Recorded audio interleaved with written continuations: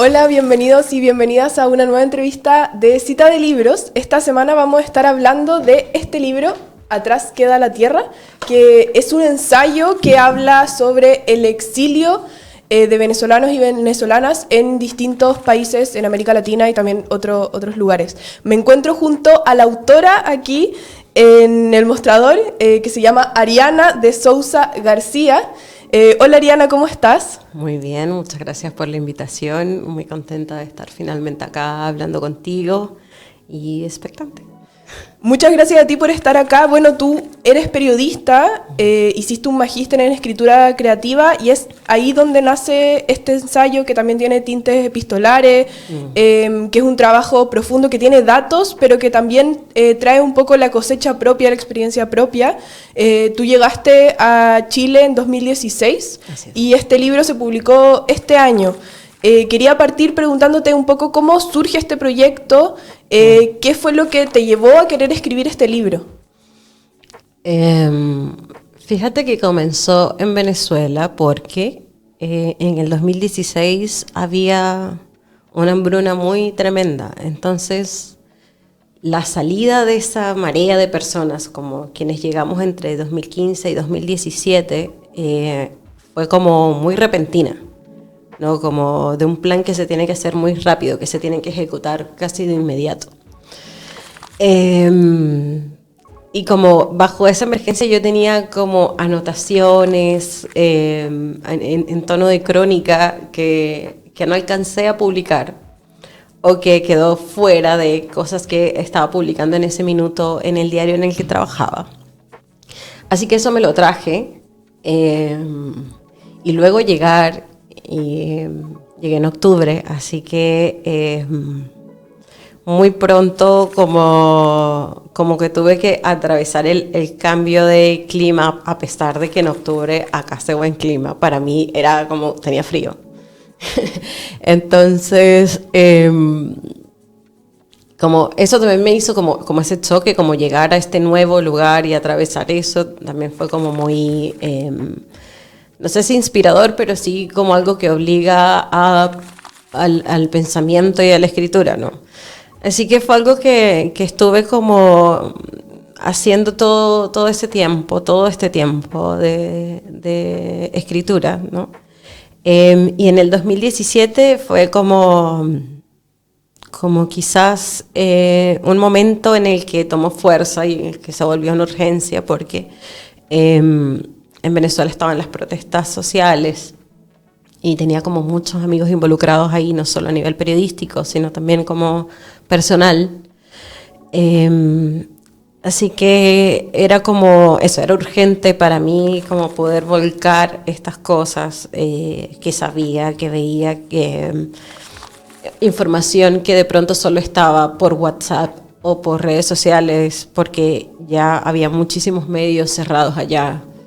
Entonces, yo tenía como esa urgencia dentro, ¿no? Como no solo dejar esto escrito, a pesar de que también, no sé, los diarios que tenían plataforma web en ese minuto estaban desapareciendo. Pero también como de seguir explorando eso, ¿no? No solo la forma de la escritura, sino también como meter el dato en eso. Y cómo meter la vivencia en eso. Y bueno, como dices, terminó de tomar forma en el magíster de escritura narrativa de la universidad.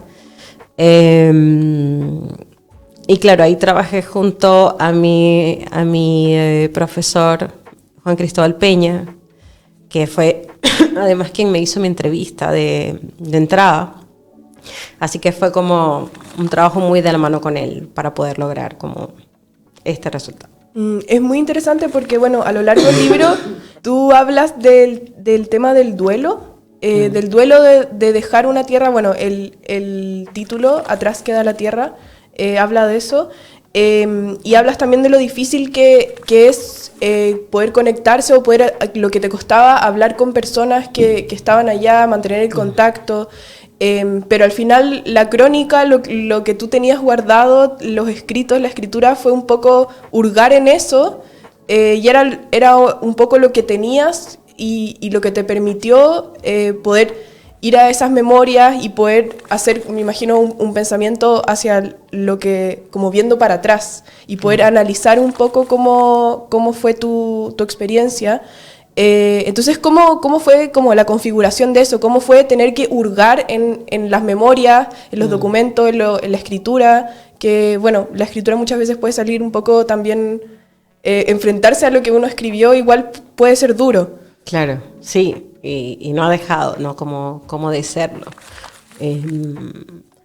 Cuando se habla como del proceso escritural, se habla sobre todo como del intelecto, pero también, por supuesto, pasa el cuerpo, ¿no? La escritura pasa por el cuerpo y en efecto deja como reminiscencias ahí. Fue un trabajo en verdad bien difícil, pero en efecto fue mi manera, ¿no? De poder entonces no solo intentar responder algunas preguntas que no solo que yo me hacía, sino que pensaba que todos podíamos hacernos. Generalmente la literatura no da respuestas, más bien plantea más preguntas, pero yo creo que justamente el ejercicio de intentar responderse las cosas es lo que nos permite como cierto nivel de entendimiento al final. Así que fue un ejercicio bastante de intentar entender ese dolor, de intentar poder comunicarse también de alguna manera. Si es que lo que tienes a mano no te funciona, ¿no? Si no te funciona la llamada o si no te funciona algo más espontáneo. Y también en ese sentido es como un libro que siempre está abierto a la comunicación, no solo con alguien ahora, sino con alguien en cualquier momento, ¿no? Es como eso, una carta para una comunicación posible en cualquier momento, con cualquier persona, pienso. Uh-huh. Bueno, en el libro está el formato epistolar, las cartas, que también, ¿qué fue lo que te permitió ese formato de cartas y que no elegiste, por ejemplo, otro formato? ¿O qué fue lo que te permitieron las cartas? Excelente pregunta. A mí me gusta mucho leer cartas. No sé, De Profundis es un libro que me gusta mucho. Carta al padre de Kafka es un libro que también es como de cabecera mío, ¿no? Y siempre había sentido las cartas de Eros, de Enrique Lihn también, como una afinidad ahí con lo epistolar muy, muy grande, porque justamente lo que te permite el formato es una conversación entre dos personas, generalmente. Pueden ser más, pero generalmente es entre dos personas. Y la cercanía, ¿no? que produce eso. La intimidad o incluso la franqueza con la que se puede hablar cuando la comunicación es entre dos personas. Y luego abrirla, ¿no? Publicarla y abrirla a un montón de gente, al final es una conversación, sigue siendo una conversación cercana entre cada persona que lee el libro y el libro. Así que yo creo que el formato vino solo, como vino también la crónica, pero siempre como pensando en eso, como en ojalá en algún momento hacer posible la comunicación y hacer posible como esta escucha al otro. Eso. Algo que me gustó mucho del libro es que, bueno, migración, exilio, son palabras que escuchamos frecuentemente, normalmente las escuchamos desde los medios de comunicación, pero también ahí hay un sesgo, se habla casi siempre de las cifras. ¿Por qué crees tú que es importante que exista literatura o que no sean solamente los formatos de los diarios, de la televisión, de los medios de comunicación en general, Claro. Que hablen sobre estos temas? Yo entiendo que el número es al final como la manera de poder llegar a las políticas públicas, de poder medir, de poder censar. Entiendo que son importantes, pero el número deshumaniza un montón. Cuando uno dice somos 1 millón de personas venezolanas en Chile, la gente ve ese millón, ¿no?, de manera abstracta, no ve ese millón de caras o ese millón de cuerpos, no piensa en cuánto espacio ocupa ese millón de cuerpos, en las historias personales de ese millón de personas, que además pienso que somos más, ¿no? Como hace un rato el número está parado ahí, así que es medio extraña esa situación.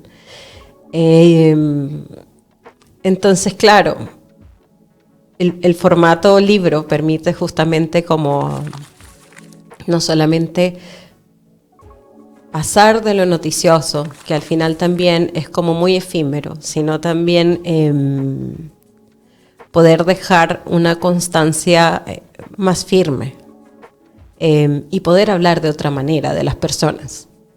Yo creo que eso para mí era muy importante, además poder nombrar, como poder decir los nombres de las personas y que no sea un niño, una persona, un venezolano, ¿no? Como poder elevar el nombre de esa persona y que todo el mundo lo conozca. Yo creo que eso para mí era muy importante, como además traerlos, ¿no? Es como llevar a la luz algo que generalmente está como oculto. Que es muy importante. Bueno, lo que tú mencionas, que no nos quedemos solamente en los números, sino que los números también traen historias detrás. Y que bueno, que la literatura, eso también es lo lindo de la literatura, que nos trae todas estas formas distintas de contar historias. En relación a eso, acá vemos, en Chile se publica harta literatura que tiene que ver con el exilio, especialmente con el exilio relacionado a la dictadura que ocurrió acá en Chile. ¿Crees que se están publicando hartos libros en relación a los exilios que están ocurriendo en este momento? Yo pienso que no. Pienso que son pocos.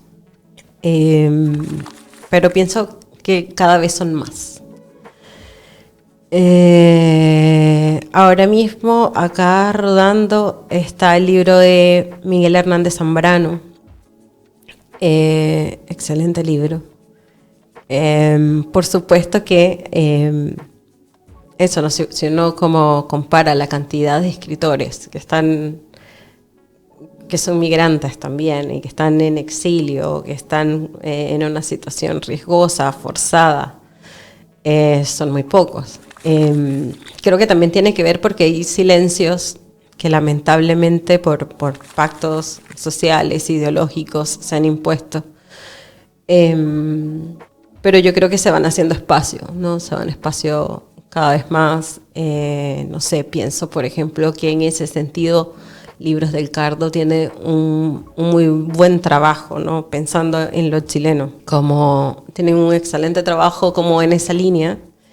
Y yo creo que también como poder armar algo no solamente congruente, sino fuerte, estar decidido a hacerlo, es súper difícil durante el exilio. Por eso también los libros de exilio demoran tanto, ¿no?, en aparecer. ¿Cuánto demora la literatura de exilio en aparecer? Porque hay que procesarlo, y el procesamiento lleva años, y además de eso, luego darle una forma, ¿no?, luego hacerlo en literatura. Así que yo creo que van a ir apareciendo cada vez más. Y no sé, tengo confianza o fe en que van a encontrar espacios editoriales para eso, cosa que no pasaba al inicio, pero que pareciera que ahora algo está pasando, que hay como unas ganas de, o quizás una curiosidad, o quizás un acercamiento a toda la situación venezolana. Que es muy importante. Bueno, y obviamente recalcar lo que mencionas de que también estos son procesos sociales que las personas demoran digerir, y que son procesos también duros y difíciles de atravesar. Otro tema que quería hablar era sobre la maternidad, que también está muy presente en el libro. No habla solamente del exilio, del exilio propio, pero también tiene que ver con la maternidad, con la relación con el otro, la relación con tu hijo. ¿Por qué eso también era importante ponerlo en el libro? Más o cerca del 50% de la migración forzada venezolana son niños.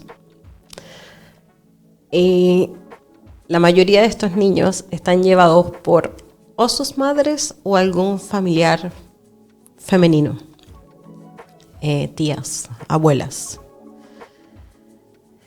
Creo que es una situación como bien dolorosa, pensando en que justamente son como los grupos vulnerables. Así que para mí era importante poner eso como muy, muy en alto, muy a la vista. Y en ese sentido ni siquiera tenía que ver con la historia propia, porque yo me pude venir de una manera segura, no como tomar un vuelo, llegar bien. Pero la mayoría de las personas no. La mayoría de las madres no, la mayoría de los niños no, y es ahí cuando entonces pasan las tragedias, ¿no? Como al estar a la intemperie durante tantos días, bajo esas condiciones, bajo frío, bajo hambre, bajo poco oxígeno. Así que para mí era como muy importante señalar eso, porque justamente los números, parte de las cosas que no permiten ver los números es quiénes son las personas que están migrando, por qué lo están haciendo, ¿no? Porque además darse cuenta de que la mayoría son niños también es, con un poquito de esfuerzo, también darse cuenta de que al final ni siquiera importa el cuerpo propio, sino el futuro, no lo que depende de ti, lo que no puede defenderse por sí mismo. Así que para mí era como una cosa como bien, bien importante de resaltar. Uh-huh. Quería también preguntarte por la portada, que estábamos hablando fuera de cámara, que muchas personas piensan que son tú y tu hijo. Sí, es gracioso. Pero que me comentes un poco quién hizo la portada, cómo surgió la idea de poner esta fotografía. Sí, la portada es de Carolyn Mejías, y ella tiene un trabajo tremendo, documental, con respecto a su propia maternidad y con respecto a su propio exilio, como también tocando mucho lo doméstico. Ella es venezolana, está radicada en Argentina, y Carolyn, nos conocemos como uno puede conocer a otra persona en exilio, ¿no? Como redes sociales, mirando el trabajo de la otra, etcétera. Y cuando estaba buscando la portada junto con mi editor, Juan Manuel Silva, pasamos por muchas ideas que a mí no me terminaban de sonar. Pero el trabajo de Carolyn, como a mí me parece súper potente y muy precioso, ¿no? Por ejemplo, ahí en ese en específico lo que trata es del paso propio del niño, como... Y también como ese hilo entre el hijo y la madre, ¿no? La independencia al final. Así que cuando finalmente llegamos a esta imagen y se la mostré a mi editor y le gustó, fue así como haber calzado algo que además también tiene mucho que ver con el libro. Así que yo estaba como muy contenta de que además la imagen también fuese de una paisana que también piensa en las cosas en las que yo pienso, y que ha trabajado como mucho en esa línea. Para mí fue como una gran alegría. poder contar como con ella en el libro.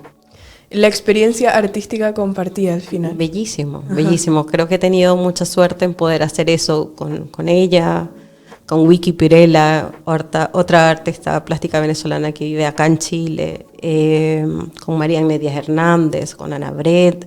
Como he tenido muchísima suerte de poder configurar como una suerte de círculo, no solo creativo e intelectual, sino también amoroso,